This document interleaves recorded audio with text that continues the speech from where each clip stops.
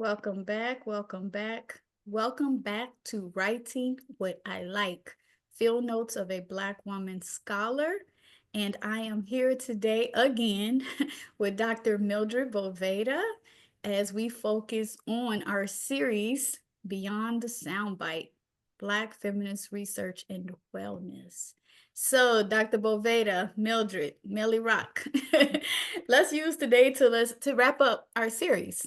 As you know, and many of our listeners and followers on LinkedIn, Instagram, and of course the podcast, which is on most major podcast networks, we focused on late spring to summer now. We just focused on wellness, research and wellness inside and beyond the academy. For me, as a Black woman scholar, clinician, therapist, and for you, as a teacher, special education teacher, researcher, scholar in academia, it was really important for us to turn the lens on ourselves. In many ways, you and I became hyper focused on facilitating our relationship in the way that centered our health and wellness, especially with you coming off the back of the death of your father. And before that, not long before that, the process of, you know, the dying process. I don't know how else to explain it. The death process of burying your mother and memorializing her life. Some Okay. of us witnessed you grieve in real time. I know that I did, and that's why I wanted to, name it. Name dying and death and grief um, in the Black community, in the diaspora, the African diaspora community. And then how do we think about not just grief, but how do we heal from it? And so you and I had been having conversations behind the scene for a long time, right? As Yes. daughters, as mothers, um, as people who are have elders at home, the caretaking process while also taking care of other people's children in the academy, right? And trying to labor and do social justice work, racial and gender justice work. So let's talk about our journey. I am curious about where you're at. Of course, I know a lot more because of our discussions behind the scene, but I am interested in learning more about um, what steps you've taken to get to where you are and making that conversation public and meaningful, not just for us, but for other people who are listening or watching on YouTube. So tell me a little bit about your journey this summer or share with others your journey this summer. Yeah.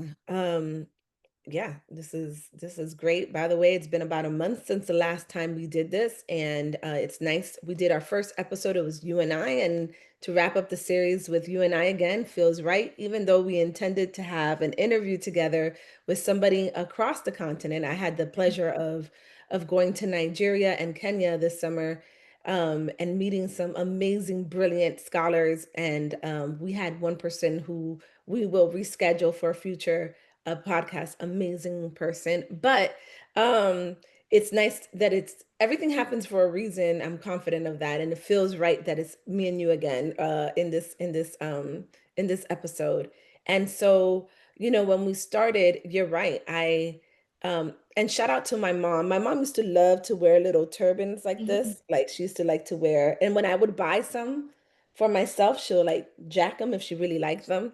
So when I was in Nigeria, there was a couple for sale, and I bought them.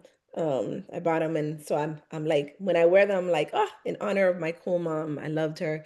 I love her so much. But I'm doing a lot better in terms of the grieving process. It's up and down. There were a couple episodes that we did where I was not feeling good at all. I was feeling um really sad and really frustrated, and I had a lot of questions.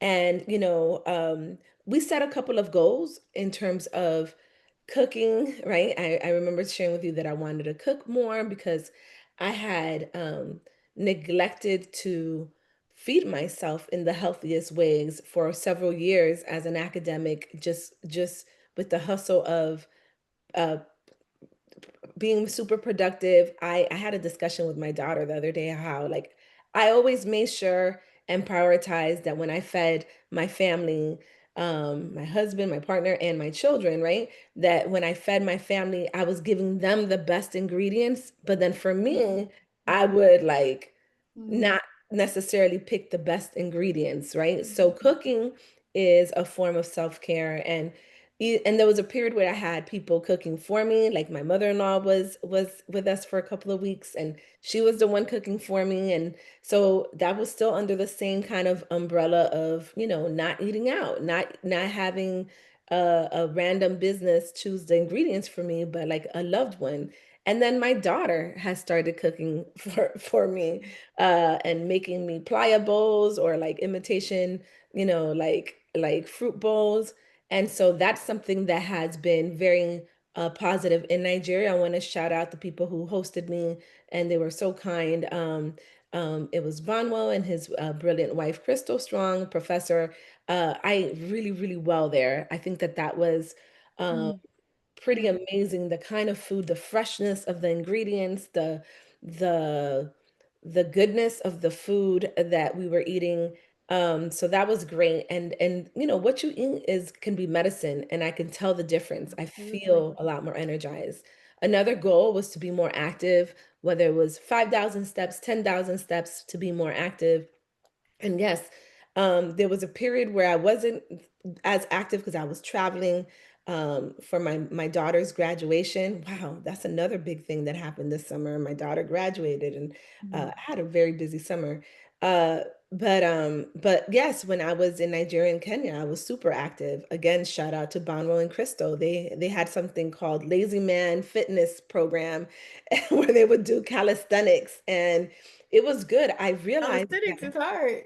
man, Calisthenics is because hard. especially when My you're son used to overweight, do calisthenics. It's all body work. You use yes, your when whole you're body lifting your as own weight. resistance. Yeah. Yeah, Yeah. and so like I realized, for example, the first day that I did it with them, that I couldn't even like there was like a move where you hold your leg up, and it's like a balance move, and I Mm, couldn't do it. And then by like 2 weeks later, I was able to do it, and I was able mhm, to do it very well. But mhm, I wouldn't have even realized that I wasn't able to kind of stretch in that way had I not, brought up the fact that I was working on wellness. I really care about this now, and they were really supportive. And so shout out to them again for that. And then the children, right? I mentioned spiritual wellness, and then being intentional around about being around little ones. And mm, both here, in my where I'm living now in Pennsylvania, but also when I was traveling, I got to be with a lot of amazing, beautiful kids. And mm. wow, the There's something hope. about children that are healing, right? So Absolutely. even now that I've relocated to the West Coast, I was intentional on telling leasing agents, my realtor, I need to be in a community where children are Yes. present. I want to see families with small children. So believe it or not, in my new location in walking distance, in less than probably a half a mile, I walk past because I love to walk, run, and everything sun outside. I go past a pre-K through fifth grade school and early childhood center. So it just brings me life to see the little ones, It walking there, does. little summer school classes, daycares, and seeing them on the playground, seeing mothers with It strollers, does. walking their children. Yeah, it's something about that. I think that environment Yes. can be very sterile when we don't have young people in them. Yeah. And as professors at universities, we work with, like, I live Adults. in a college town, Yep. and I'm Yep. around Yep. adults all the time. I remember I went to Dominican Republic one year, and I noticed how many pregnant women there. It was just like, wow, there's a lot of pregnant women. I Mhm. don't typically see pregnant women. I said that, right? Because I live in a Mhm. college town, and Yep. honestly, I don't see a lot of women who Yep. are pregnant. I don't see Yep. a lot of children, even though my field is special education and it centers children with disabilities. A lot of times I'm not around children. I'm We around. don't see the exact people we theorizing about. We have to go out of Exactly. our way to So find the people we're actually theorizing isn't that and writing sad? about. Yeah, it's Shout out to the problematic. University of Ibadan. Okay, now that you mentioned that, I got the opportunity to visit several universities in Nigeria, and shout out to the University of Ibadan. I went into one of their new buildings, Mm, and it felt like an education school. And they had a small like they call it a clinic, but really is a small school where they are working with students with disabilities, little kids from the community, little children, and you could just see them. They were so precious, and the Mhm. teachers learning how to work with them. And I'm like, I don't have this, right? Like again, Mhm. as somebody who's seeking out to spend time with children, like Mhm. wow, what the irony and the maybe even the hypocrisy or the misalignment for use of a Mhm. kinder, softer, gentler word that we have. I've gone to many universities in special education programs, but I don't see the little kids necessarily there. It was awesome to see University of Ibadan and the integrity in which my colleagues over there Mhm. were doing the work. It was inspiring for Yeah. that. So I think that I have done really well. I want to thank you so much for being for encouraging me to do this with you, and for having an important impact on my thinking this summer, right? Because why was I, even as I was traveling, talking about, well, I want to make sure I'm fit and I'm healthy. And Mhm. if there's Mhm. like a need for me to run because things are strange Mhm. right now in terms of the global politics, who knows? We might have to run for our safety. I want to Seek be able to refuge. I Yeah, want to be that's able really to funny because now I can't get Octavia Butler, out of my mind. I wake up thinking about Octavia Butler, look at that. Seeds of the Sour. I go to bed thinking about Octavia, Yes. Butler because of, several of her books, but I'm thinking of, what is it, Seeds of the Sour? Am I saying it right? Parables of the Sour. Parables of the Sower. Yes. And she, I think I'm just mixing all the books together, but yeah, I'm thinking yeah. about all of them, even Earth, some of the Earth. poor, yeah, yeah, because literally it feels like the world is on fire. It is. Right, we're seeing It is. floods, we're seeing extreme tornadoes, like extreme weather. I grew up Yep. in Tornado Alley, so I think of tornadoes as just a thing. But now we're talking about extreme, tornadoes and winds and floods and earth sinks, right? Like we're seeing animals in places that they're traditionally not, right? Because of urban Right. sprawl, of course. But we're seeing, the deer, the alligators, and, Yes. and then not to even mention some of the policies around ethnic cleansing, or some of these human rights violations around immigration and migrants. And so it's, yeah, so anyway, that I don't but in many ways Octavia Butler did talk Yes. about And this. yes, Octavia Butler's books, people Yeah, call yeah, them prophetic for a reason. She wrote them yeah, in the 80s. These books were published in the 80s, I believe, yeah, if I'm remembering yeah. correctly. Some in And, the 90s too, but yeah, and yeah, in the 90s, yeah. and here we are, 2020 something. And Crazy. it's 25 years like, later, here we are. Yeah. yeah, so I want to thank you for encouraging me to participate in this podcast series and these conversations. And I guess the message that I am thinking through as I'm kind of giving a summary and reflecting on some ups and downs, because there were times where we had a couple of podcasts where I was just like really frustrated, right, with Mhm. my wellness journey. And I was, but talking about it, having people, being in community with other people, um being conscious of this podcast. Even when I was in Nigeria and I met somebody who's a physical education, health and wellness person, and I'm like, you'd be great for our podcast. Having that in my mind, and even conversations that I had with her about what it means to be an academic in her context, right? And how, even as somebody who writes and studies Nigerian wellness and health education, how the culture of academia can take her away from taking care of herself, right? Mhm. Um, I want to thank you for facilitating that in my thinking. And there were even sometimes where I was frustrated with conversations we were having, and or the way I was, reacting to uh, what it means to center wellness. And but that was, now that I'm going to a therapist, that was part of the healing process. She Yeah. said something to me that was really profound. If anyone else is listening to this right now and have recently lost your parents like I did, there's the Clips album. that just came out. The very first song on the Clips album, Pusha T and his brother Malice, they talk about their Somebody losing sent it to me. Yeah, yeah. Shout out to their Dr. mom, and then Norris right Chase. after He sent losing it their to me. dad, there's also several comedians who have come out with specials. Marlon Wayans came out with a special called Good Grief, and same thing happened. He was the baby, like I was the baby of a big family, and his mom Well, died older parents. Yep, and yep. his dad died right after. And then Dion Cole, he has a special where I think it's Charlie's Boy, where he talks about, losing his mom, and she was a single mom, and like the impact. But if you're going through this right now, if you've lost your parents recently, or some other profound, grieving process, Mhm. there's going to be a point where there's going to be an extended time where your mind is only going to focus on healing, or whatever crisis your family is in or you're in. And then and then this is what I experienced this summer. Then you you get accustomed to the pain, because the pain doesn't go away. It still hurts, and I still Mhm. cry, and I especially with my mother, but in general, like, it hurts. The memories of the things we went through are painful, but you get Mhm. used to it, right? You get more accustomed to it. You grow around it. You have new experiences around it. But then your mind starts going from focusing on the grief to focusing on things around you.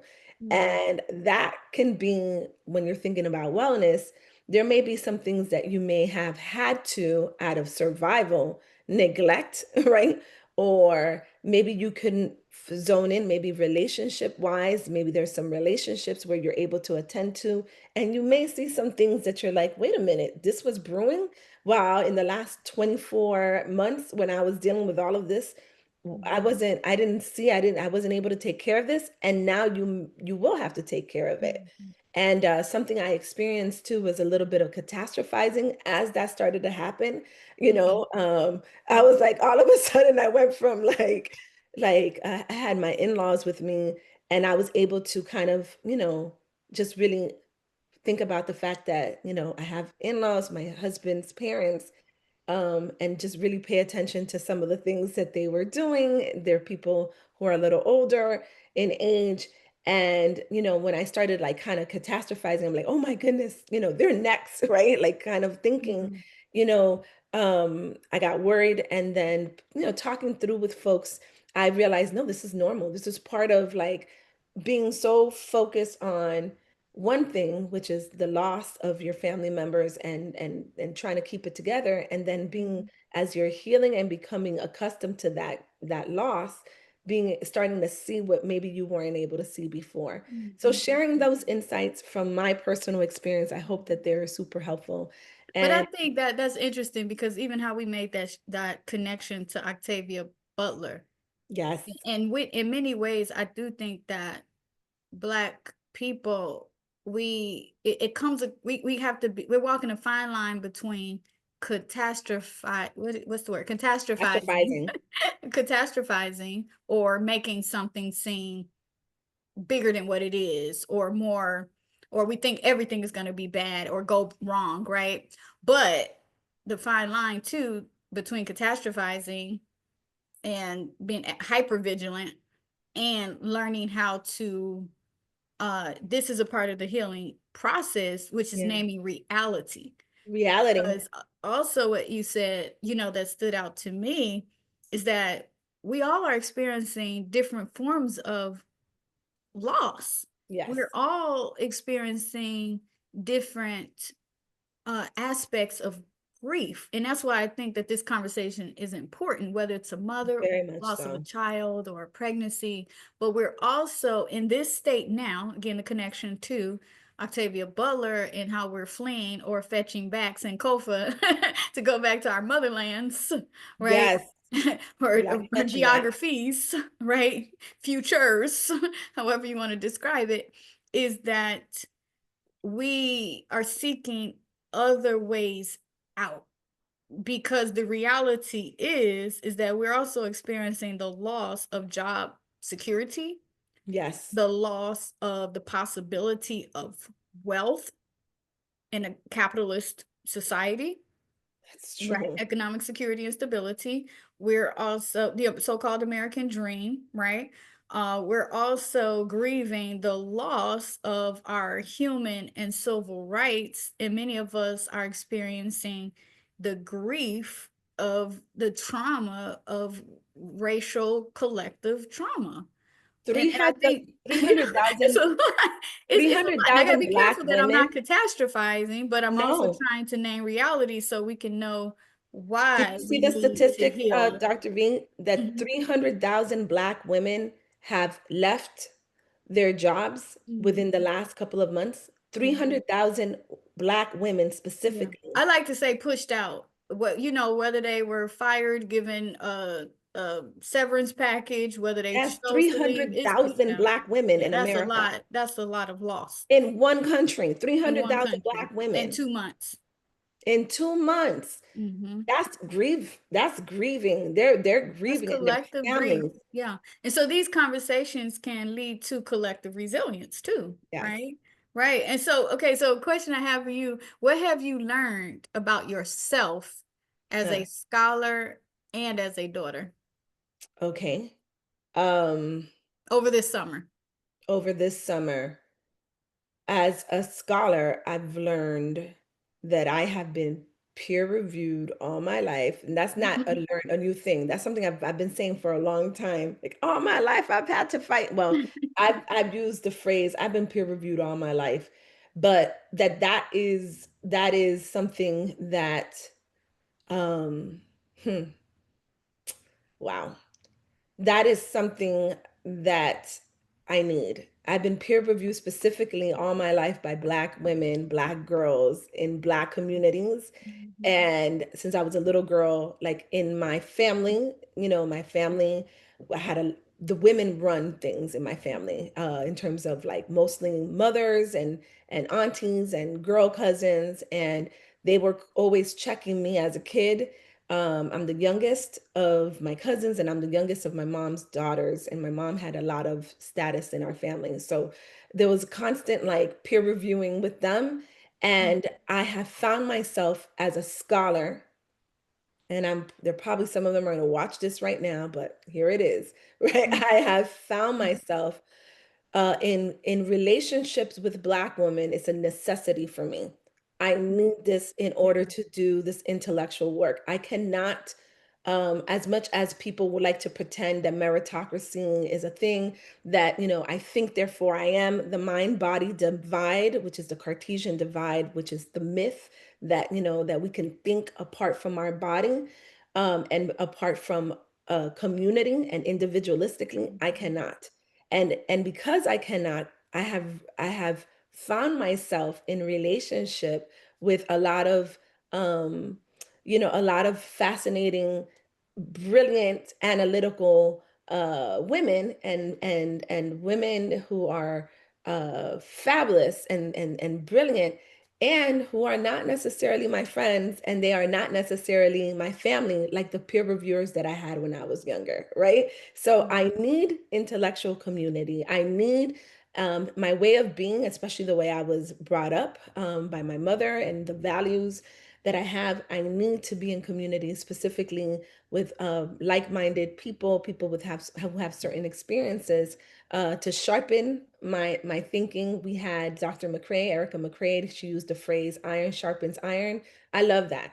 I love getting sharpened, but sometimes what I realized this summer is that I that need, right, is something that is not necessarily ex- explicated in the way I was trained in my Western training. It's something that I have found that I needed, and I've developed these different communities of folks. And now this summer, this has been a breakthrough summer.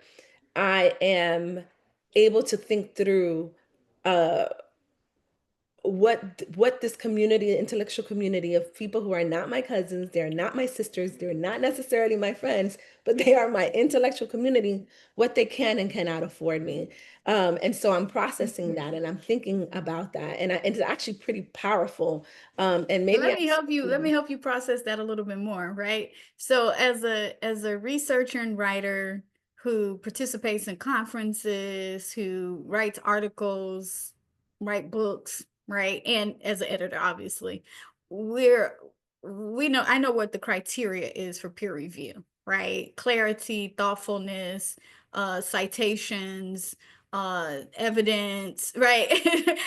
Thoroughness. I'm trying to think of all the criteria, right? APA Thoroughness. case, I like right? thoroughness. AKA, and so, right, so that's the criteria of the peer review. What is the criteria amongst being peer reviewed as a Black woman or Black daughter from a community perspective? What's the criteria in this peer review? From the community perspective, that okay, so I'm in different communities, and we talked about this in one or two of our podcasts. It was like, it was actually then, it just feels, I feel very different at this point than I did when we were initially Exactly. kind of Yeah. like Yeah. musing. You like to use the phrase musing about it, because it was actually a point of anxiety for me. Like, so from the community perspective, and I told you I come from a very churchy background as well. So even from like the church, and also just like different hoods that my family are from, like my parents in Dominican Republic were from different neighborhoods, and me, I grew up in Carroll City, Myrtle Grove, Carroll City, Lake Stevens, like I can name where I'm from. Peer review Mhm. means you are not phoning. Peer review is that you are sincere, that you are legitimate, that what you say is what you walk, and Uh, you will be checked time and time again to see mm, if whether what you say, or what you like, the clothes that you're wearing, everything about you, if it's aligned with what you claim to be about. That's what peer mhm, review would be mhm, in like the hoods, in the communities that I was from. In the mhm. church, it would be, peer review would be, okay, you say you love God, or you say you love your yeah, you say you're a Christian, but are you a hypocrite? You know what I mean? Are Mhm, you mhm. saying, and the worst That's thing, like a checklist on the criterion. yeah, Hypocrite, non-hypocrite. like the worst thing you could be is a hypocrite. What was it? A wolf in sheep's clothes. Like, Two-faced. are you Two-faced. two-faced? But seeing in Talking the out of both sides of your neck. yes, and it's like, ooh, like that's a, and so I was peer reviewed growing up, and even like in school, like, um, I had Black teachers, I had Black principals, I had that, those are the people who were in charge, Black women, and they would have me recite. There was one teacher, I've told the story before, in fifth grade. She made us recite Langston Hughes' uh, letter, t- uh, letter to Letter to my nephew. letter to my son, I think it was, right? Like life for me and been no crystal stairs, right? That Yeah, that yeah, poem. yeah. Miss Mhm, Rowe, she was from, I don't know where she was from. I For some reason I remember her son's name was Trenton, and she taught mhm, us the states and the capitals, right? So she would teach mhm, us that Trenton was the capital of New Jersey, but I don't remember where she was from. Probably from Florida, probably from mhm, Miami. mhm. But she was very particular about who can say that poem. And we had kids from the Caribbean, Oh, wow. and for me, I wanted to say the poem. I remember I wanted to say the poem so bad, because it was the first time that I had seen my Mhm, class-based experiences reflected in the curriculum so beautifully in that poem. Langston Hughes' poem, there was a mother who had like she came from a certain struggle, and it reminded me of my mom. And I really wanted to say that mhm, poem. And mhm, Miss Rowe was like, but you don't sound like us, right? Because I'm Dominican. I had a Caribbean and a Afro Latino, you know, accent. mhm, And she was like, she wore me down until I pronounced everything in the right way, right? So even in an mhm, academic space, I was getting peer reviewed by an elder. mhm, That was a peer review. She wasn't my peer. That was an elder review, which is what really happens in peer review. A lot of times you're being evaluated by people who are more senior than you. mhm, And it's a bittersweet memory, right? Like it was a good experience. And I will always remember that poem. And I will always remember Miss Rowe being like, well, you're not African American. You know what I mean? And this is coming from an African American experience. Is this legitimately something that you can claim? And I remember being like, yes, and telling mhm. and insisting on telling the And the I just want for point of clarification. So letters to my son is Langston Hughes. Langston Hughes. Mhm. Baldwin is letter to my nephew. Ooh, and I need to read it. I haven't Yeah, read yeah. Diamonds, but And then, of course, um, Ta-Nehisi Coates, and we can go on and on. There's been a lot of those letters, yes, a lot of letters. including Maya Angelou. Yeah. So, Yes, a lot of letters, but I love her for that. I love Miss Rowe for demanding that I was authentic and I was real and I was, that I was coming correct yeah. and it was good. But I So think we going need back to, that. I think we need some type of culturally responsive, gender, whatever, cute word you want to put on it, label, but we need something where peer review is understood and codified from a community perspective. yes, because I'm not Right. scared of peer review, and a lot of us are.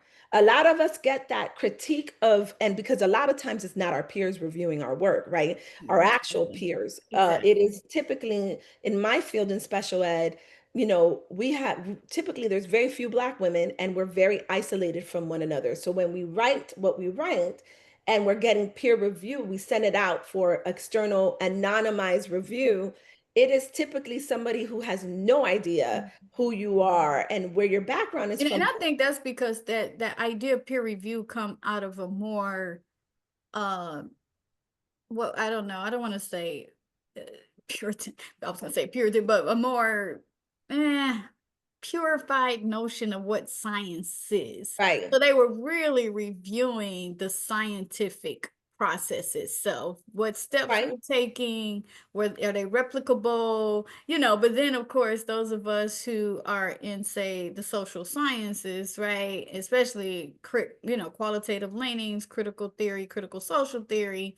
Now we're trying to apply these very traditional terms and norms that don't even fit the communities we're researching, with to our application. So we can't confuse peer review of writings with peer review of the scientific method, right? right, And I know right. that's a whole nother complicated conversation.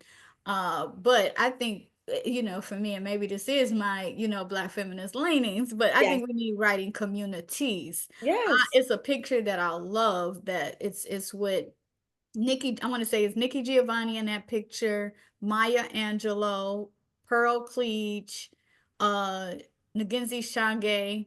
I'm missing somebody. Number five, yes. missing, it was five of them. Oh, geez, it's just slipped my mind. But anyway, these black women, writers, and they are clearly in conversation. Was it Oh, Sonia? was it Sonia Sanchez? It was Maybe it five, was, definitely five.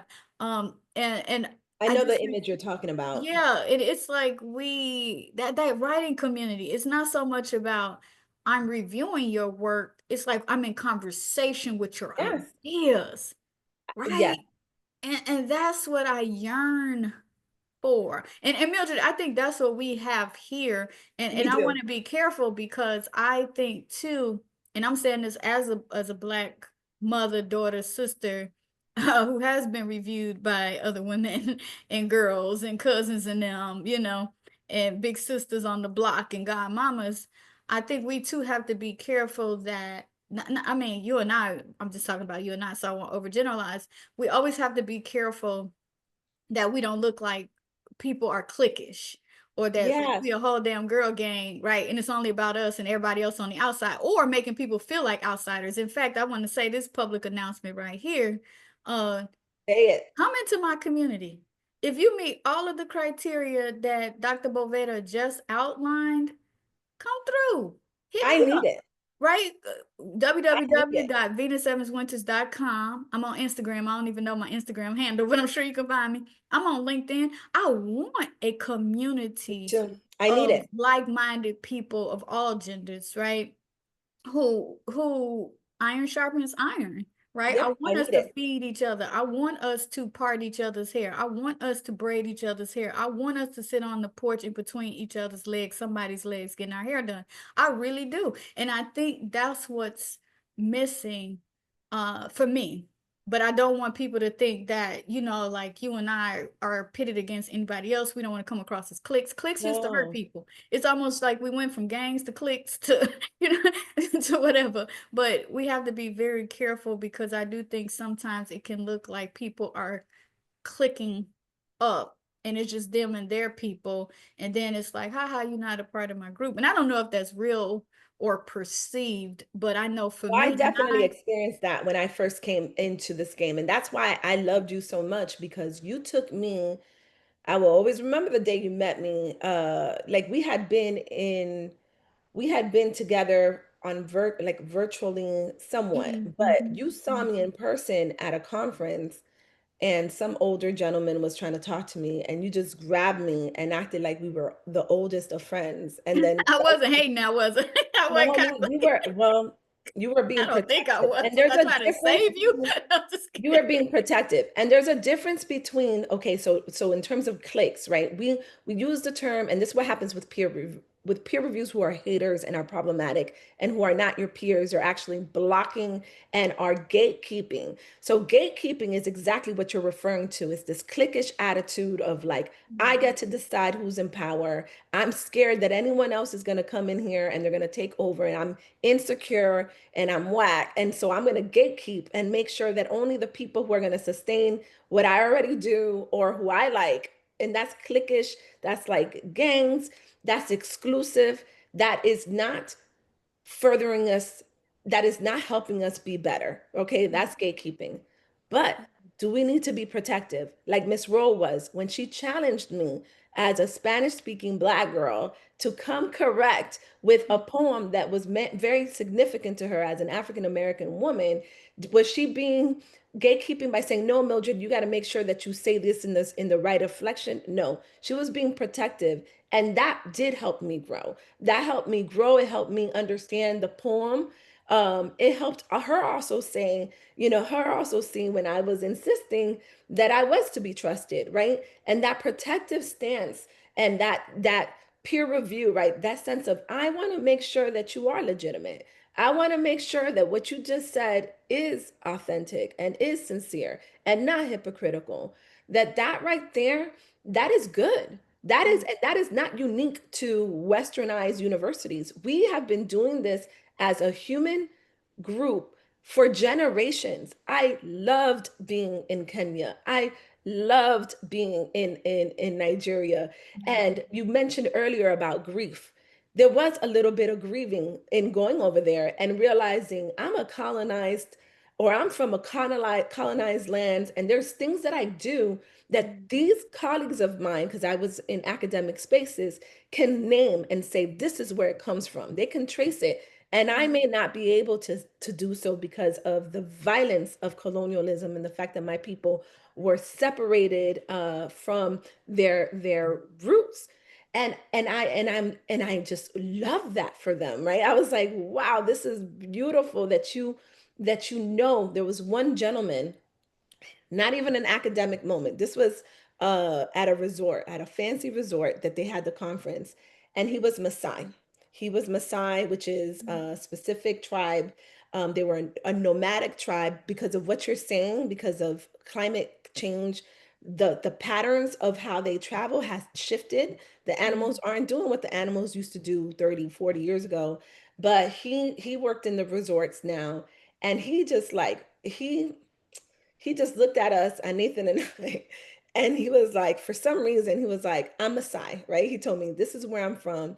And he had a tooth that was missing. And there was other people I had noticed that had missing tooth. And he showed me these teeth, right? And coming from America, where I've been watching Colgate and Arm& and Hammer and Listerine commercials You all thought my life, something went wrong with his dental hygiene. Yeah. I didn't think that, but I did notice. I was like, this Yeah. is different. There's a pattern of people who don't have teeth. And he told me, well, the reason why I don't have my teeth is because when it got really cold and they're nomadic people when he was a little kid, his mom had to like force his his mouth as his teeth were growing, move teeth so that they would suckle in the cold because they didn't even Mhm, want to open their mouth. That's how cold it was.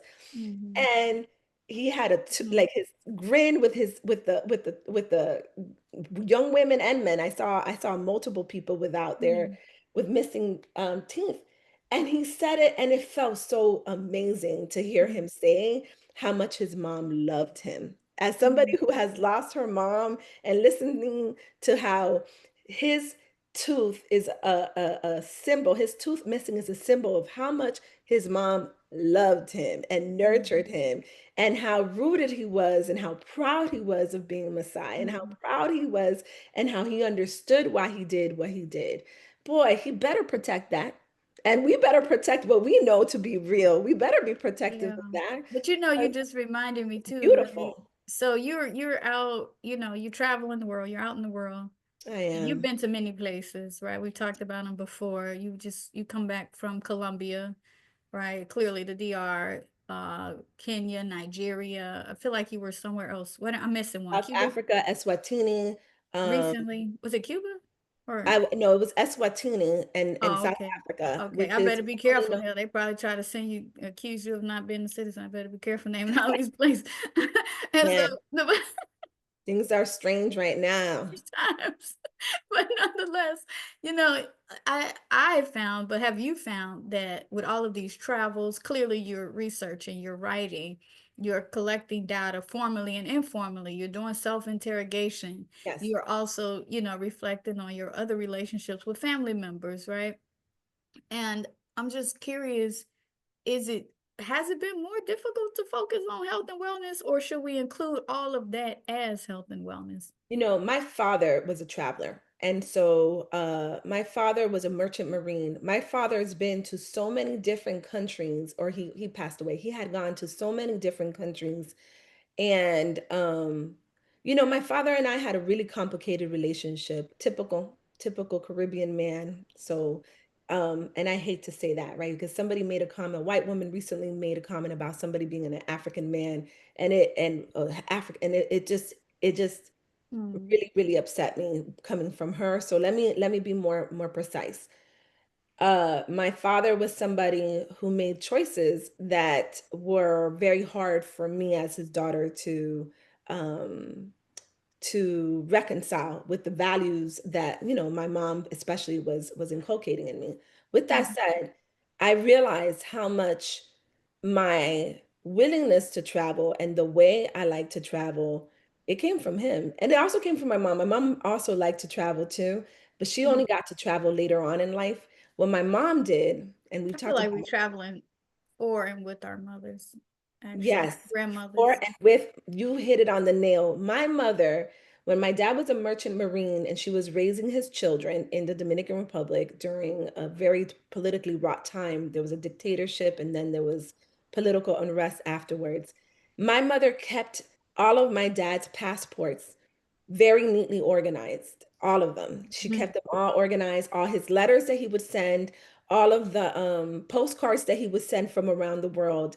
And then when her children became adults, we especially me, I was the one who was the main one.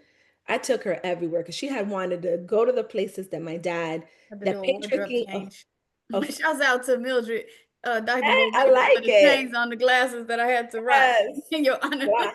You look I fly. was I like, like if it. Mildred could wear the chain, I could wear the chain. Yeah, just coordinate it and then it's fashionable and it's not old lady, you know? Yeah, But thank you for that fashion tip. And I could fit these glasses, so I had to switch it up a little. it looks good. It looks good. But yeah, my daughter at one point asked me, Mom, what are you running away from?" She thought I was running away. And really what I was doing was, I think I was just, you said one thing. You said traveling for our mom. My mom would have loved to have gone to the places that I went to. She would have had a trip. And I mean, she would have had a trip literally because it's a trip, but she would have had a great time. She One of the places she always wanted to go to, and I was never able to take her to, but I was able to go to, was Brazil. I did a study abroad program in Brazil, and she really wanted to do that. One of the last things that we did when she was still able to get on a plane by herself was she came to Arizona, and then we crossed the border like Thelma and Louise, and we went to Mexico. And as a kid, as a little black girl from Dominican Republic, she always grew up watching Mexican cinema and Pedro Infante, and I got her to take her there, right? And it was like, so there's something that I am doing in their honor, like in both of their honor, both of them. I found out that that the indigenous people that I am in community and doing some research with now, in La Guajira, the Wayu people, my dad actually met them. And when in the 1970s, years Mm, before I was born, he had been there. He had been on those lands, those indigenous lands before I had. So it's not just ancestral like retracings, it's also my retracing um my parental what my parents had either dreamed of doing or my dad actually did. So that is something that I was finally able to name on this particular trip. And another thing is sometimes I have one experience and I've learned because a lot of people like to go to Dominican Republic and then give their like assessments of Dominican Republic, and they are so mm. off about what what they are saying because they go to one particular resort or one particular town, and I'm like, you are so wrong. And And drink a so, lot and dance a lot and then say, yeah, like that's an experience. And so because of that, I have fallen in love with certain places and I want to get to know them beyond Mhm, specific tourist moments. And mhm. so that's why the returns are happening Have you because felt like you've been exoticized though because you are or from the DR or your family? Do you feel like you've ever been exoticized? yeah, absolutely. Yesterday it came Mm, up. I have a new there's a new black woman department head at my school, and I used the word exotic. I used the word exotic in talking about my blackness with her. And she was like, "People still say that?" And I'm like, "Yes, they still do." You know what I mean? Yeah, they do. I have been exoticized, and being a black woman who travels, especially a black woman who travels by herself, is very dangerous. It's very dangerous to be a black woman who travels around this world by herself, whether you're in Latin America, wherever you are, it is dangerous because people assume you're a prostitute or they make a lot of assumptions about you.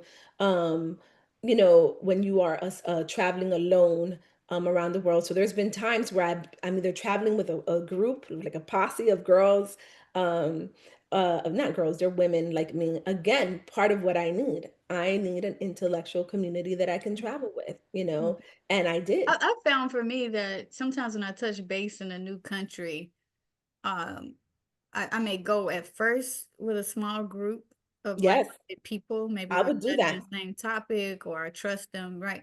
Yeah. But I typically go by myself. And I think I was trying to think of a time that I didn't feel safe. I mean, there's those little moments, but there's times I haven't felt safe in Tennessee, or there's times I haven't felt safe Yes. in New York, right? There's times, Come on, Venus. right? So to That's be honest, right. I've traveled a lot by myself, and it's Yes. sometimes I need it though as a reprieve. It's Yes, literally retreating. For me, it's I really love it. a cultural reprieve, a cultural retreat, but at the same time, those retreats lead to cultural insights. And now I would say, I don't know if it's through lived experience, I don't know if it's through self reflection, I don't know if it's because of the work that I do. I work with, I have tough cases, right? I work with vulnerable people. Yes. People who exercise their agency and they could be violated for it. I work Yes. with strong people, strong, resilient people who do the work and they keep coming back, right? After they reboot. But I definitely would say it's more now spiritual, Yes. retreats. And so, a spiritual retreating for spiritual insights and evolutions, along with, other people who I definitely look up to for guidance, Dr. Gloria Boutte or, Dr. Joyce King, right? So those people who I'm like, they did it. Let me see what they got out of it. Let me, Yes. keep, tapping into them for insights and Are reflection. you ever exoticized when you Yeah, travel? yeah. Have So you been exoticized? I would say I'm not sure that I've ever, say all the time felt like I would be harmed or I was in harm's way. And Oh, I maybe it never was felt that. naivety. Maybe it was naivety, but I'm No, sure you I've know had, what it is? This came up. This and I'm came not up. romanticizing it. I hope I'm not. No, There were plenty of times. There was times let me go back. Let me go back because now it came to me. You yeah, did you had a trigger you. flashback. There was some bouts in South Africa Oh, South, where me I too. definitely felt endangered to the point that it was almost like, okay, when is my flight coming? Or it was something to the extent I remember saying this, like, I don't want to live, I don't ever want to be in a situation again where I'm such on alert. Now, I do have That's friends who where it go happened back to and me forth to too. South Africa, It and they happened to love it. me They in have a South good time. Africa, I and it love it. happened to me in a Yeah, big in group. South Africa, I do. I love it. I have a good time. I'm just saying that if there was any place that I felt like I had to be on guard, That's where it especially happened to as a me. woman, as a black woman, nothing against the people, just where No, maybe it was where I was living, I don't know. But it was just like, what, this not for me. It's just not for me. I'm so glad I love this conversation, and you have And traveled with. keep in mind, sometimes I do live off the beaten path intentionally. So I'm not in some fancy resort. Okay. I'm not saying that, yeah, if I was on some fancy resort or whatever, I'm sure I would be safe. In this case, I'm just talking about the type of living situation I was in, and then say how I had to get back and forth to a community space or to work, or, And you I never felt felt, danger. yeah, that I could be so free that I didn't have to watch my back. And some people would say you can't be like that nowhere. But I'm not about to Yeah. justify how I felt either. Shit, y'all can leave a comment in the chat and say how Yeah. I'm ethnocentric or whatever. I'm just talking about my reality. In the situation that I was in Johannesburg, and I that's why I need to go back, because I do not like going to a country or going to a place, and especially if I have an experience that isn't like the favorable, and not give it at least a second try. But the I was overwhelmed by the white supremacy in South Africa. I was overwhelmed. I I was like was overwhelmed by the class inequality. that too, and And it's as somebody entitlement. who has lived in low poverty situations, for me, I just, yeah, it wasn't, it was like, okay, my central nervous system is on 10. Why would I continue to put myself in this situation? And I love South Africa, like I do, but there was times when I felt physically Well, unsafe. I almost got um, robbed, and thank God that there were two older South African brothers we were a big group actually when we almost got robbed. And my instincts from like childhood, because it was not the first time mhm, I had felt that way. I knew something mhm. was up. It felt like how I felt walking home from school, And I and wasn't a victim of a direct crime, but I was. and I was pulled out because something was about to happen. I was pulled out Wow. of the situation. I was doing social work. Um, a person who was in, how you have shared living spaces. I didn't know these people from a can of paint. They were white. And so this is what I must say. Yeah, mine was in an affluent I neighborhood. was not directly targeted, but Well, I definitely they was. hit them and they chose not to get me. And I Well, think thank about goodness that for all the God time. And I'm protection. like, Well, hey, we were in an affluent, what I thought was an affluent neighborhood. We were not in, it was just a fascinating experience. I need to return. I yeah, need to return with South Africans, because the people that I was with at that moment, there were some who were South Africans, but they were not necessarily facilitating the experience. yeah. So I would like to return. My homie colleague Chris Kanaz, Dr. Kanaz, he actually loves going back and forth to South Africa. He's good people, so he knows good people too in South Africa. And it's just like any big city too. Yeah, watch your back and don't be stupid. Don't, Right. That's and what we, I would and say. the And I think situation for that, me now, I'm just at a point that I just don't feel like watching my no, back no, the in this situation situation. that happened to us, I can see why we were targeted, and we did not watch our back, and we did make moves we shouldn't have made. But anyways, um, And you I'm know, going to contradict myself because what's interesting now, I do suggest to many people, especially Black Americans, I think we need to go to South Africa. I boy, mean, if you want to ever have a spiritual insight into colonization and oof, patterns of colonization, it was start there. rough. If you really want to know about the original people, the original human beings, yeah, start there. They got some great museums and things like that. They got some great libraries. uh I needed to do and some homework. also I would say I've been telling my son, who's, if he's listening, if he's listening, I do want him to go to South Africa because I think it's a rich experience. It's a very I rich definitely am experience. grateful that I had the experience. I do relate with you that it was a time, Johannesburg specifically, where I was like, oh, this And is I spent time, South Africa is a huge country. I spent time huge. in Johannesburg and Cape Town. So I just haven't had the pleasure clarity. of going to And Cape I Town. and I That's where I'm worked scheduled to in visit. a township that had a high HIV/AIDS um, population group. So I was serving young adults between the ages of 18 to 25 in a township. So I was traveling from Cape Town to the township approximately an hour 30 to hour 45 minutes each day, each way, providing social work services. So But I love the fact that you mentioned how traveling is, it can be, right? It can be, because traveling could be a lot of different things, right? But it can be a reprieve, it can be a retreat, right? But in general, my pattern is, because a lot of times people do assume that a single black woman, or a woman who's, because I'm not single, I haven't been single in 20 something years, but a woman who's traveling by herself, who's black, can there could be a lot of assumptions about who she is. And so I have, in general, traveled in groups first and then returned by myself to places once I mhm, felt confident in the mhm. place. But And had definitely connections and that networks and first, yes, friendships. in relationship and just like getting to know things when I'm, for lack of a better word, And orient I want to myself. clarify something too, because I think I've written about this or spoke about it somewhere. Keep in mind, Black women and other women of color, Latinas and Asians in particular, women, we have reported that even when we're doing business related work here in the States, we've been hit on by white men who thought Oh, we were yes. prostitutes. Let's be clear.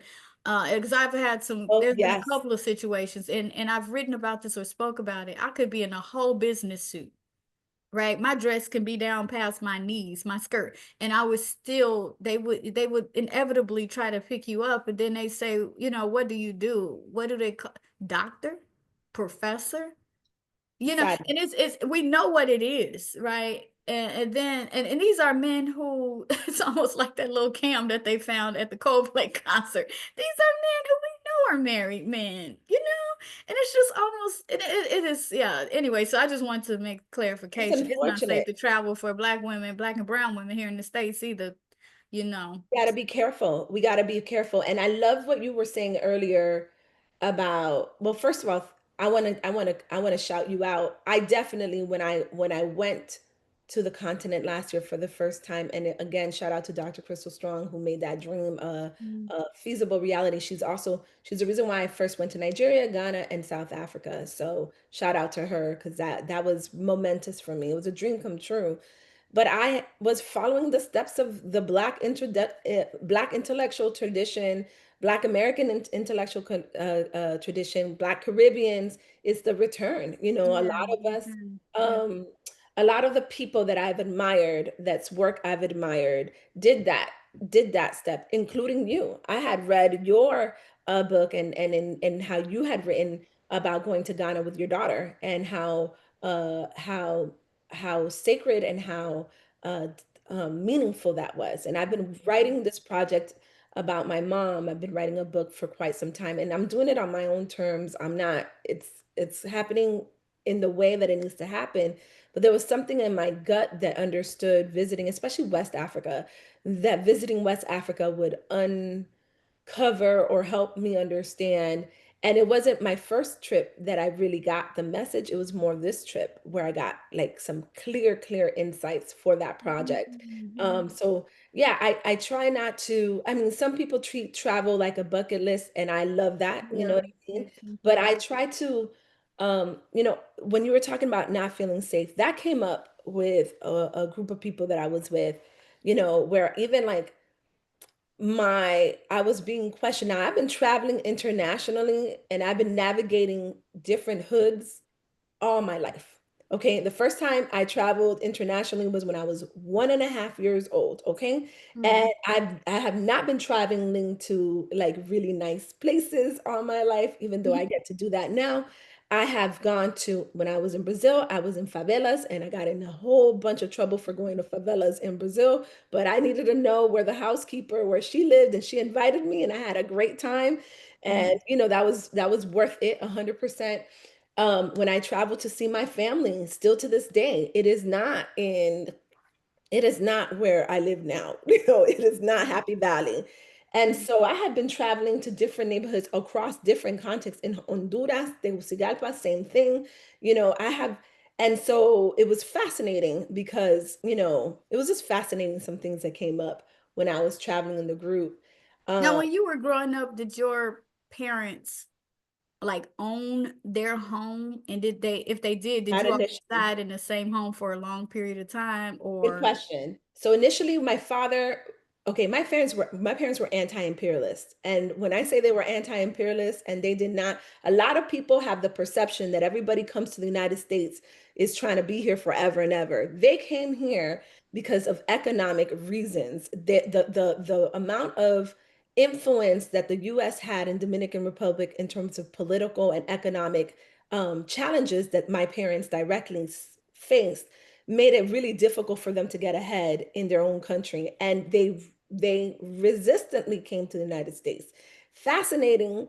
I was born here, and when my father passed away, he mentioned before he passed away, within a year of him dying, how he's grateful to the United States, which is a growth thing for him because when he was Mhm, first coming here, there was no gratitude to the United States. It was like, mhm, very anti-imperialist. And with that said, my dad initially didn't want to buy property here because he had no intentions of building roots here. And then I was born as a surprise, and it took a couple of years before my family finally bought property in the United States. So I lived from apartment to apartments in different neighborhoods mhm, in Miami until I was about 7, 8 years old, and that's when they bought a house mhm, in a predominantly Black neighborhood. It was Black and Latino, but my teachers were mostly Black women, so it had been like a middle class kind of working class Black neighborhood that we bought my parents bought a home in, and mhm, that's where I spent from third grade to high school in. mhm. And then I Yeah, I got mean, I brought that question up because I was just wondering how many, and this is probably a question we should ask to, the listeners or those who are watching on YouTube, but I am curious if some of these migrations, these seeking, is not just like you said for what they call it, tourism, pleasure, what they call it, not pleasure tourism. What do you call it? You know what I'm talking about? The tourist economy, right? Where people just yeah. the bucket list. People travel for many different Right. reasons. But it's also, I don't think like just for like intellectual, Nope. inquiry, curiosity. I think too, I wonder if some of us who come from, I described my parents in my book as they were just a young couple who was just, seeking out the American dream. So Yeah. what looked like bouncing from neighborhood to neighborhood, city to city, state to state was really just chasing the American dream for the next best opportunity as young people. We Um, did some of and that. so for us, I was just wondering if that, and maybe we could explore that offline, or maybe that's conversations we should have with our own therapists at some point. But Yeah. I was just wondering, like, are we those people that we always ready to go? We always ready to I'm move. We always always ready. packed up, you know? And some people would say that's a trauma response, but now I'm wondering if, it could be this retracing, or maybe it's in our blood where I don't know, but I I'm don't thinking feel about like when my daughter asked me, yeah, I Mom, what think do it's you-" easier for some people to be intellectually curious. I'm gonna say that because I know some people are so anxious, girl, they won't even get on the airplane, Yes, let alone leave the country and like me go off the beaten yes. path, right?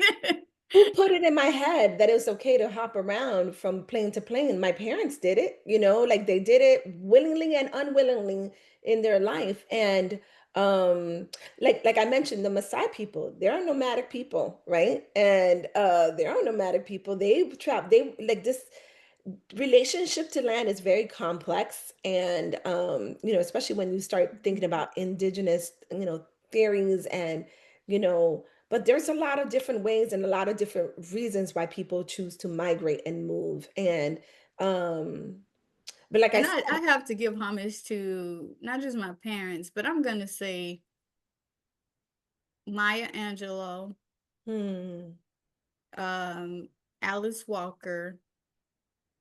They definitely planted the seeds in their earlier work. And I would yeah, say yeah, Toni Morrison, when she was, yes, through her writings, um, talking about Immigrants from Ghanaian scholars. Sula, right? Talking about how I That's loved how Toni Morrison described how African writers gave her the audacity, the boldness to come certain ways in her writing. Mhm. And I took that as a cue. Like, But wow, she time traveled a lot in her writings. she did. Yeah, because I was gonna say I was actually thinking in South Africa. I'm going to say boldly that was the first time that I time traveled.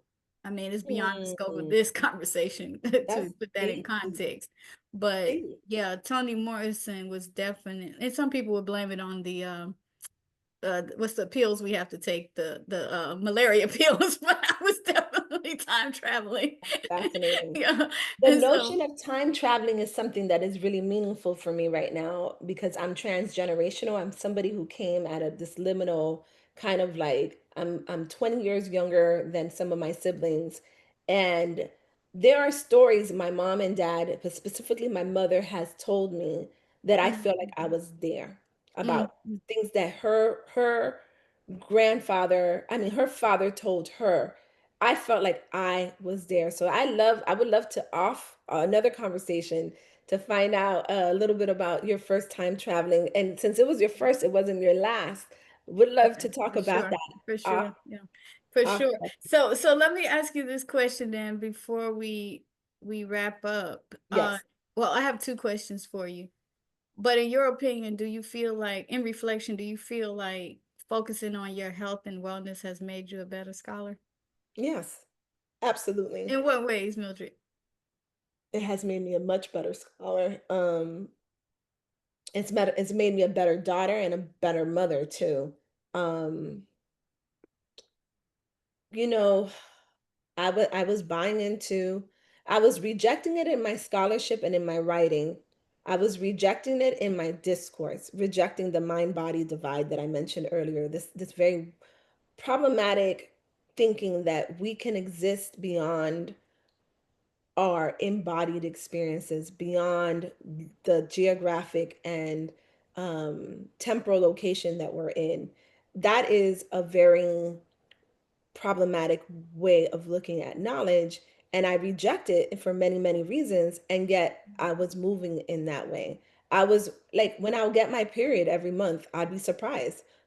Why the heck am I surprised if I've been getting my periods very very faithfully, except for when I was with child, the two times that I had, pregnancy to term. Besides those 9 months, those period of 9 months, I've been getting my period every single month since I was 12 and a half. And yet, as a scholar and as an intellectual, I was confused. Why am I irritable? Why am I not able to focus? Why am I frazzled right now? As Mhm, if I was not a woman who menstruated and had a certain physiological reaction, and as if my brain was not connected to this body and to this biological condition that I'm experiencing. And mhm, so for me, and I knew, like, there's one thing to know something, because I know these things intellectually, but I wasn't living it. And so there's an example of this peer review issue, right?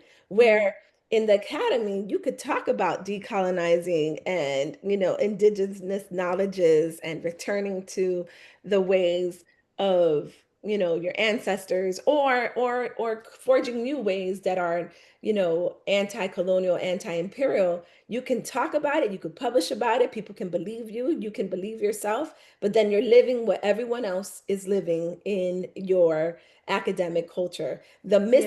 misalignment. And do you, I think too, right? I think in many ways, though, schooling has disciplined our Yes. bodies. Yeah. It was during the pandemic that I said no more. As a professor, I know for sure there were times I could, be in class lecturing 3 hours, 4 hours, and then after class, of course, your students want to, chit chat, talk, whatever, hang out. Then I would go like another hour, hour and a half, 2 hours, office hours. I hadn't eaten. Yep. I hadn't went to the bathroom to just relieve myself, right? I'm dehydrated. And As then if you're a even as a superhuman. therapist, there's these old school rules that, oh, don't eat and drink when meeting with clients because they may, whatever. But then I had to rethink that. And I now just tell my clients, go ahead and snack. I might have a snack. Or I say, you know what, I'm going to drink. I'm going to, sip on something to stay hydrated because I want to model that. But as you know, we've been not allowed to go to the bathroom or raise our hand in class since what, kindergarten at least. You know, we had to line up. Then in middle school, while all the girls going through the changes, we still had to ask permission. And sometimes they said no. Some schools had whole policies, right? About how many passes you can get, or you can't go, or you have to go with somebody else. And I think we just carried that into the workplace. All our And I bodies, we think have disciplined bodies, and alongside colonized minds, of and course. also our relationship with food is But of bizarre. course, those disciplined bodies come from colonization policies. Let's be Yeah, clear. yeah. Right, if not prison and military policies. Something that I mourned, I really did mourn, like you talked about different types of griefs, but something I mourned, and it became very clear to me on this trip, on this last trip, is just how colonized we, I mean, really, how colonial Mm, everything we do really is. Like even yeah, those of us yeah. who aren't. But I was gonna say in Brazil, when I went to Brazil, I remember my professors, because I took classes in Brazil, how disturbed they were with the fact that we would bring snacks and water bottles and juices to class because Brazilians, and I don't know if that's changed, that was 20 something years ago, they took eating so seriously and they just didn't eat anywhere. And we were so accustomed to just like ripping and running through classes that we would bring little snacks and eat granola bars in class just to survive.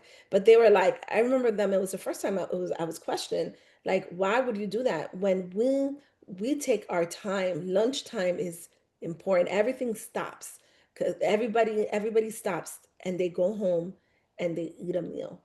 And I'm Mm, like, look at us being um, mm, taught something profound in this question. Um, so what about you? Like, you think your what was your summer like? I know you had the big thing that you accomplished this summer that you set mm. in the goal, and it was already transpiring, it's already in the works, was you know, that running, that marathon that you accomplished. What has life been since you met that accomplishment? Um, Yeah, yeah, life has been a lot of retuning, retuning. So I actually decided, which I'm not very good at, I decided to take the summer off. I'm not very good at it, to be honest, right? So I had some goals in place, especially after June, which was to read a little bit more, write a little bit more, and I mean writing for publication purposes, right? Not just writing for pleasure. Also to pull back on emails or any type of frivolous communication. And also, I'm pretty strict these days when it comes, and I use that word intentionally, strict, when it comes to nutrition, in particular, and overall wellness. So I'm in the midst of, and I'll go backwards. So I'm in the midst of really using food as a prevention method. So really giving attention to increasing my protein intake, which is very challenging. And, you it's know, hard. it's very challenging, because as women, especially in my age group, we were taught a lot to be more restrictive in our eating. So now Mhm. to say, oh, you need to eat more of this as opposed to less of that, that's a whole mind shift. Mm, The so more protein intake and really focusing on whole foods. Now in America, that's hard. A whole food is something that's is not processed, is not, you know, true. made in a factory. So that's definitely more fruits and vegetables, which, you know, as a place plant-based eater, that's easy. But what a lot of people don't know about in the plant-based market is a lot of fake foods or manufactured foods. So a lot of fruits and vegetables, a lot of uh, fresh, you know, just fresh food overall, but alongside of, you know, taking in more protein day in, day out. I decreased my caffeine intake. So you can have, I should say, coffee intake while also just maintaining a nice release of caffeine. That's because I know my brain does need that stimulant, right? Because of previous trauma, but also, you know, these social technologies, but also it's an age related thing. And also, when you think about gut health, caffeine can actually be a benefit, but it's the type of caffeine that you take and when, right? Um, so that's been very interesting. I'm having a lot of fun with that. That does mean a lot of, cooking at home, which I've been experimenting. My kids now know I am a herbalist. Oh, very Y'all cool. don't see this, but I ain't gonna lie. I want to smell this tea. I Mm, like want to smell it. It smells so good. It's green tea from China, and I love it. Because I okay. can smell the grassiness of it. So I'm experimenting. I've been doing a lot of supplementation, which I'm gonna pull back on now. So Mildred, long story short, TMI, I'm actually controlling my hormones through diet and nutrition, or nutrition and whole foods, because I feel like I'm the last woman on earth who still has her uterus. And TMI, I just refuse to have a hysterectomy. And I can say this, I know for sure, and maybe it's in my stubbornness, I know for sure that if we changed how we engaged with our body, meaning what we feed it, how we hydrate, how we move it, and where we place it, meaning like the sun or in water, it can Mm. change a lot. Now, I'm not saying not this, of course, I got people in my family who have had to have, hysterectomies or other, interventions. I'm not saying don't do that. You got to do what's best for you. I just chose to use myself as an experiment and say, I'm going to try it this way. Is it harder? Yes. Is it more expensive? It's less expensive than the surgery, but day by day, as you could imagine, running around trying to find whole foods, you know, is a, it can get costly. But imagine this, I have to be careful of my stress levels. I try not to get stressed out. So that means, that means I may not be able to pick up somebody's phone call. I may not respond to an email right away. I may not even check emails. I've hurt some people's feelings this past few months. Um, it does mean meditation. As you know, Mildred, because I disclosed this, I'm sitting in the yoga stance right now. Excellent. And that's some good hip flexibility, trust me. Um, it looks like meditation. It looks like it's so yeah, so restricting alcohol, right? Because alcohol can change my whole body temperature. It can throw everything off equilibrium, which is really, weird. It means decreasing sugar intake. And not again in a restrictive way, because I do get my sugar. I just get it through a pear or apple or mango, whatever's in season, right? And you can tell the difference in your thinking. You can tell the difference in your, you know, being in who you are in this world because of these changes that you're making. Thank you, Mildred. And so, and again, going backwards, so have I been running? Not as much as I want to, not walking even as much as I want to, but I had to give attention to weight training. And then guess what? I even listen to my body while weight training. So I've had to pull back if my hamstring is hurting.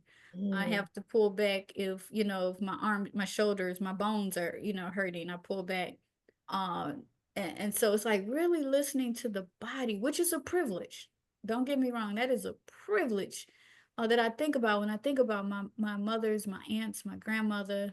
I'm yep. like, damn, they didn't have that privilege of saying my bones hurt or my muscles hurt. Let me sit down, which is why they do have things like arthritis, why they do have, they do. I mean, they have to have aggressive treatment, for like,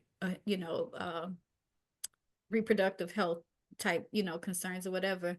Or they still have to work themselves to the bones. I think about that kind of stuff. Like it's a privilege. But so I would have to pull back if strength training, I start to But feel imagine if you because that could weren't, be stress, and stress will trigger hormonal changes, yes, right?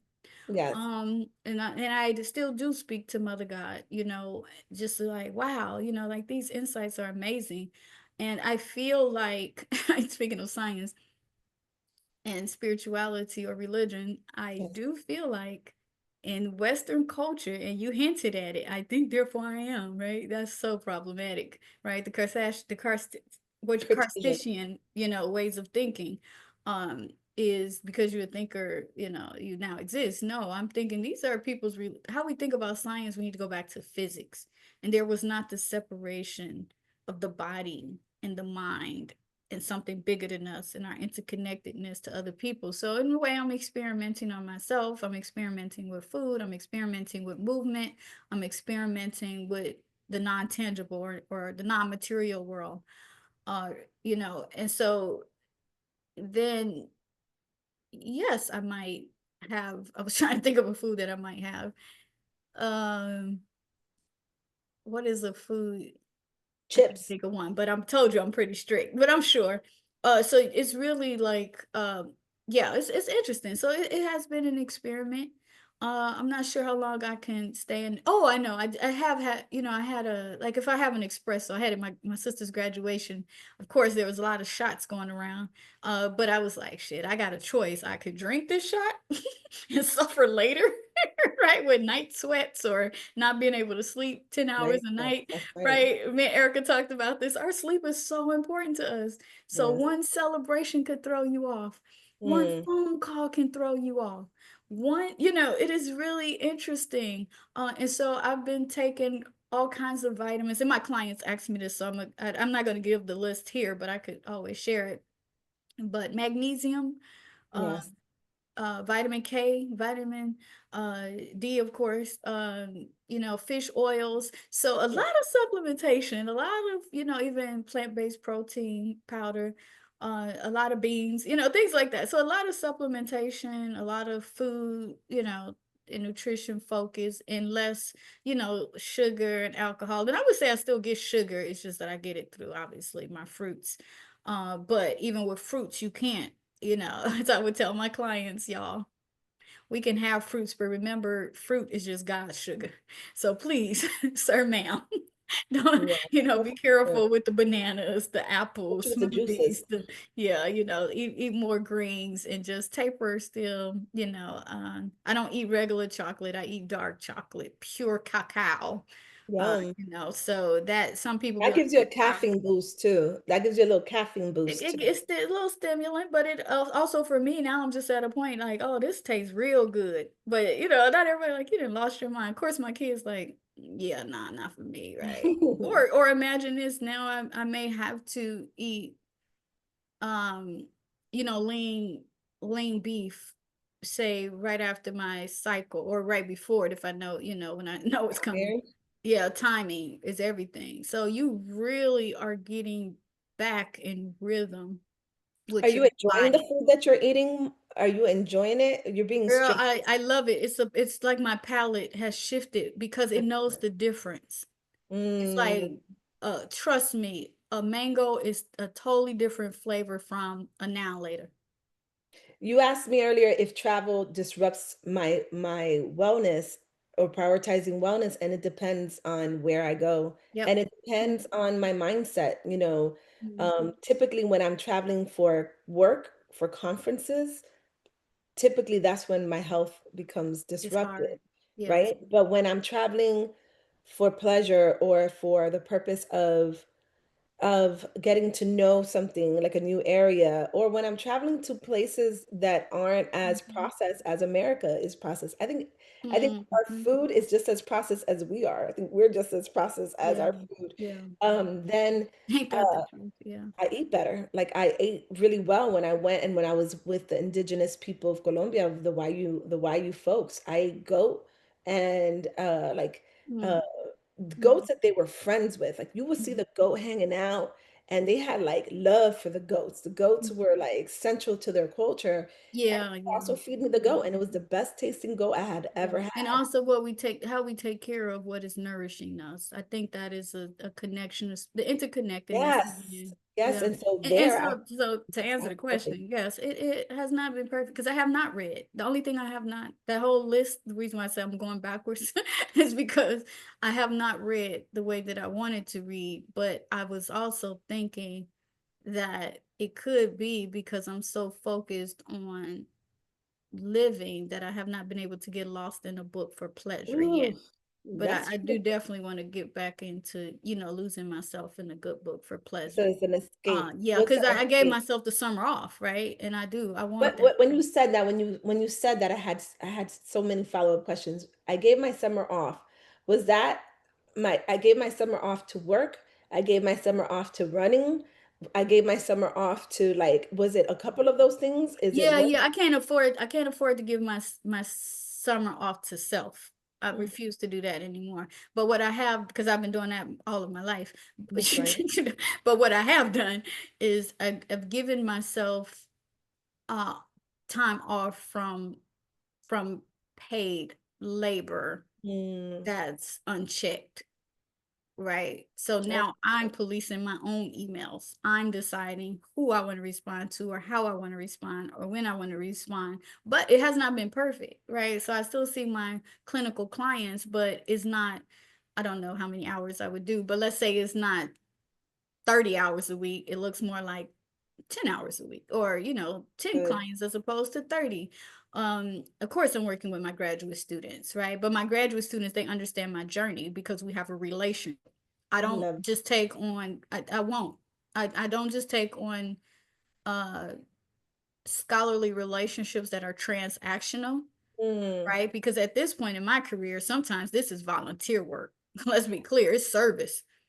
Now I yes. can't, not that's not going to be the case for everybody, and hope but in many cases I definitely want to mentor and muse graduate students or tenure track faculty, uh or people outside the academy too, who are, Mhm. they understand that self-preservation is a human right and a political act, right? And if you're going through the life changes the way I'm going through, y'all, this self-preservation. And not to be morbid here, Mildred, before we wrap up, but keep in mind, from a biological perspective, we're dying.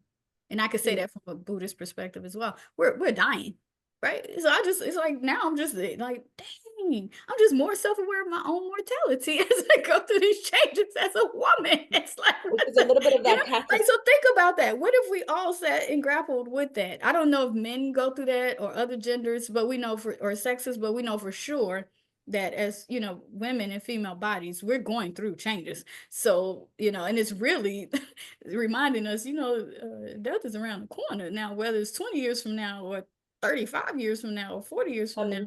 Yeah, it's coming. Yeah, it's a part of evolution, and that's the biological evolution, and that's fine. And so just the fact that I can sit there and be aware. I ain't trying to slow it down. I'm just trying to age gracefully Yes, and not rely on, say, all the time Western medicine science. I want to learn myself first and then make decisions. Yeah. I love So that. so yeah, Well, it's thank you for. definitely, and I want to be around other people. This is the point I was getting, and then I'm gonna take back over this mic before you take it over from me, because I know you're inquisitive, But Mildred too, I think that I intentionally now situate myself around people and opportunities and situations that will help feed into who I want to become and how I want to live. So, with that said, the closing question is, what has our relationship meant to you personally and professionally, to your personal and professional self? I mean, our relationship has gone through various phases. And even like this summer, I was having a time where I was questioning all of my relationships, including this one. I was questioning my relationship with my children. I was looking at my kids like, hmm, Mhm. I was looking at everything. But one thing about you that I truly value um, is you really care about me. Like, you really care about me. You're very protective. You're a very protective person. We talked about the difference between a gatekeeper and a protector. You are a protector. You are somebody who is a protector in a world that can be so, so harsh. And even when you want to forget about how harsh the world can be, you need somebody there reminding you to be safe. And Mm. my I think, like I said, there's a couple things that came up in our conversation to get today that answers that question. Your your trips to around the world, because I know you also traveled to Haiti in addition to the continent. It was a model for me to see. It was somebody who I knew and I touched and I talked to and I mused with and I laughed with, who had done it before, which emboldens me to do it too, right? To do it too, do it my way, I didn't do it necessarily do it in the way you did it, but I did it, and I appreciate you modeling several things for me. Um, it's very important. Relationships are incredibly meaningful for me. Uh, they should be meaningful to everyone. And you ask me tough questions, and you also answer my tough questions. And I You appreciate ask tough questions. Thanks. I do, and I appreciate that. I appreciate you. I appreciate it means a lot to me. It means a lot to me. And I'm grateful for you. I'm grateful for this journey that we just did and we just embarked on. And, we're wrapping up this summer a little bit, right? We still have about a month of summer left, but this podcast series, we're wrapping it up. It means a lot to me. It Well, does. thank you, Mildred. Gratitude, gratitude. So, on that note, we're going to go ahead and wrap up. And thank you to everybody who's listening and engaging with our work across spaces, not just in social media, but also in print, right? In fact, sign up for the newsletter. You can find the newsletter online on LinkedIn, or of course on my website, www.venusevanswinters.com. Enjoy the rest of your summer and definitely check in with us and leave a comment. Yes, thank you. Please do. All right. Until the next time.